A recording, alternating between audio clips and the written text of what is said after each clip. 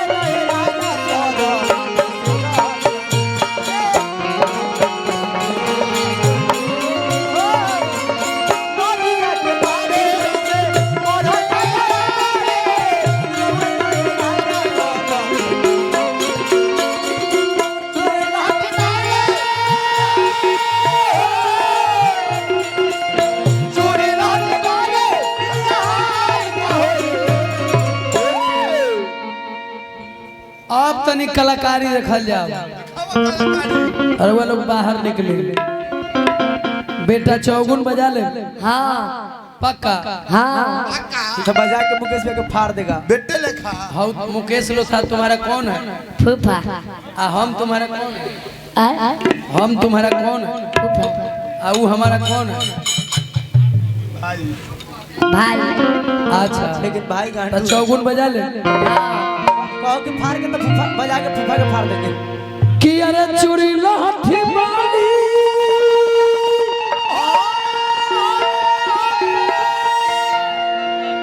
हमरा के बाघ व्यास का समझ लो ए तारा के दिल से मानी ले न तो अरे चूड़ी लाठी बाली विद्या का करी कि जब घर ही नई खन राजा तनी चौगुन लगाओ बेटा है देखा है लोथा ब्याजी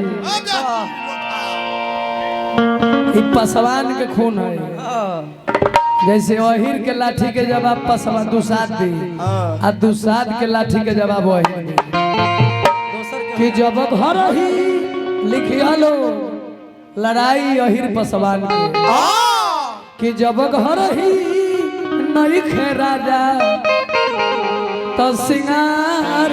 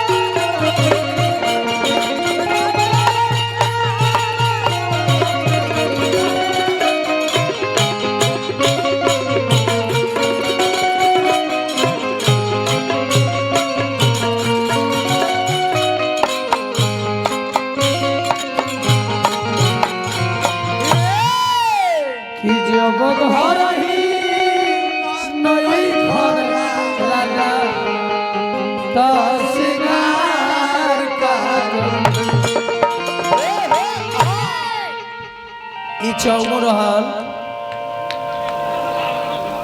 आई बात तनी संभार ले जा हेलो तनी छोटन भैया से एगो बात रहे कि हिनका के बैठा दे ना वो नहीं खींचा जो भी गणमान लोग हैं जब हम लोग कपड़ा खोल देंगे तो कौन देखेगा एगो तो मुकेश भाई सबको के भगा दिए जबरदस्ती भगा दिए इनका के तनी बैठा दे ए गुरुजी नहीं आप महफिल को बिगाड़िए मत ठीक है रुक जाए घर हम भैया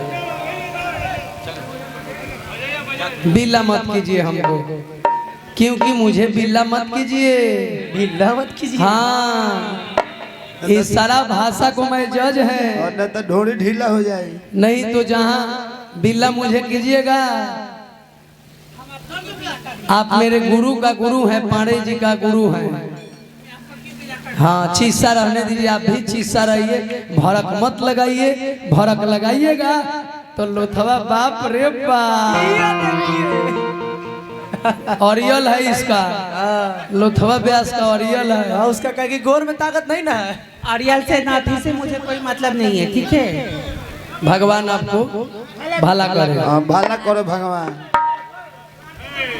बर्छी मत ए भैया ए भाई अरे बोले के बाद भैया बोल ना भैया अरे बोल दो भैया बोल रहा आपको एक भी गाड़ी कैमरा वाला लोग बोल रहे हैं बोल ना भैया बोल ना बोल ना भैया भैया का भैया 100 गो करे कोई पाचक होला रे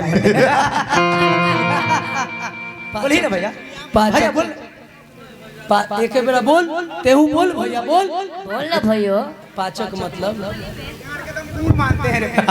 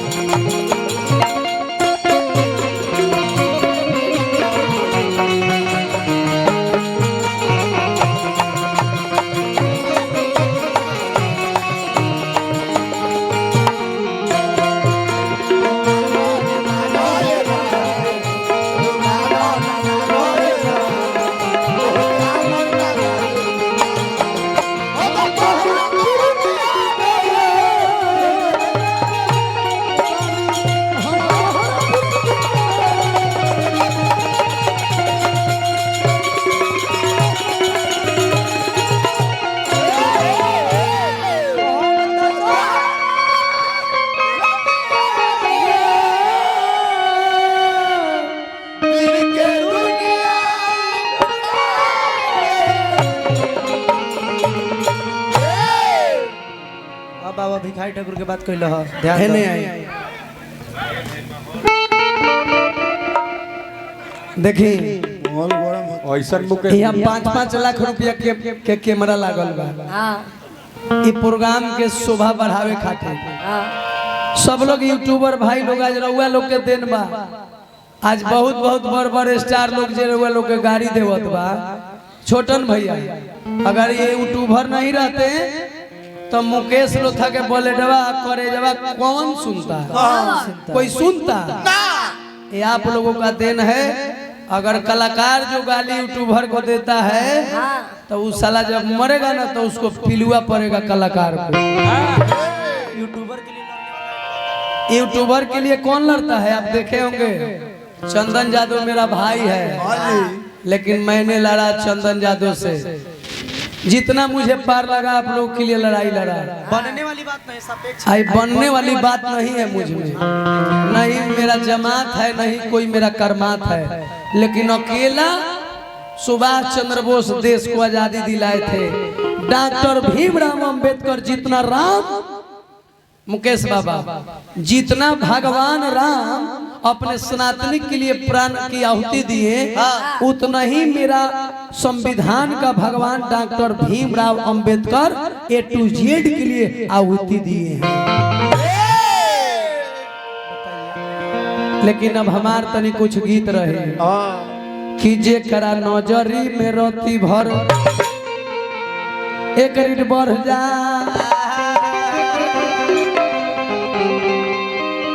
कि जे करा नजरी में रोती भर मुस्कान अरे लाज नइखे, जे करा नजरी में रोती भर लाज नइखे, कि जे करा नजरी में रोती भर अरे लाज नइखे। तनी हेने आजा ओसे अखियां मिला के काहो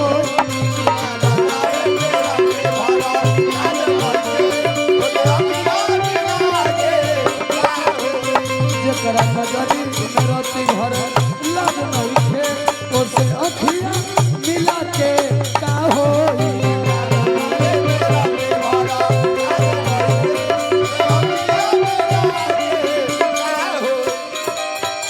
ई कमलबास के चेला के गीत जात बा। मुकेश भाई तू तो भाई हबो। जकरा नजर में रोती भर लाज नइखे, ओ सेवखिया मिला के का होई।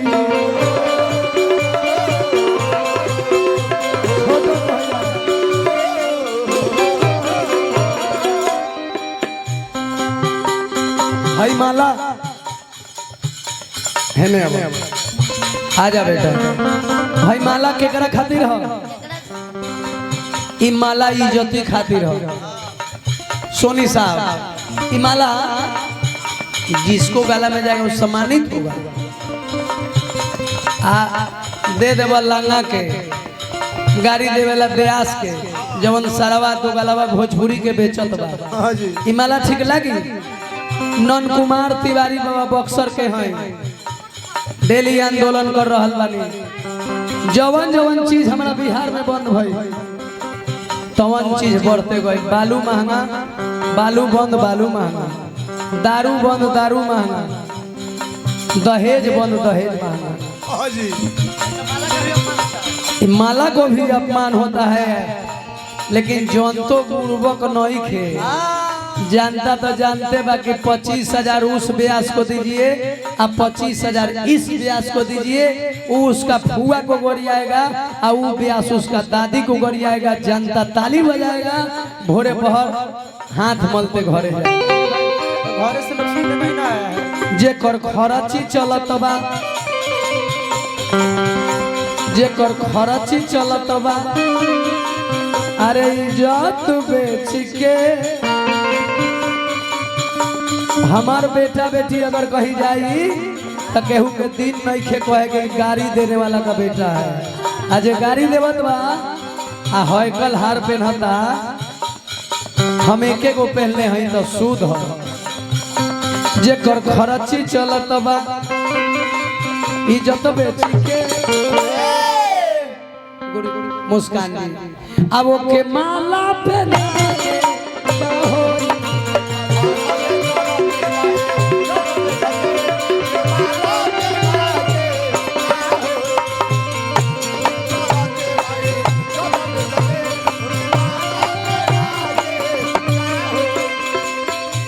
दोस्ती करो तो केकरा से करो, छेछड़ा से मत करो। बैठ जाइए आप लोग बैठिए उसी जगह। दोस्ती करो गरीब से, इंसान से, नेवता चलावो इंसान से, कार्जा बेईमान से मत लेना, तो सूद जोड़ते जोड़ते गाड़ फाड़ दी। आज जे सूद के पैसा लेवे ला ओकर मुंह है हो जा रहा है। ये चलते मन मिले तो हाथ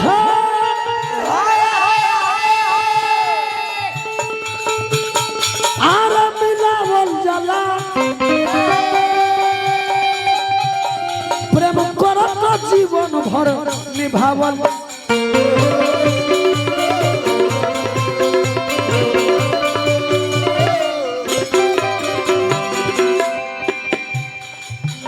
पहला नारी ब्रह्मचारी, दूसरा नारी आ तीसरा नारी लेके चल जाए। राजा दशरथ जी 3 गो बियाह कैले रहे। एक दिन लेके चलिए नु गई सरगा तो घर ए चलते जेकरा मनवे में मैली, जेकरा मनवे में मैली भरल होखे, ओके गंगा निहा के का होई।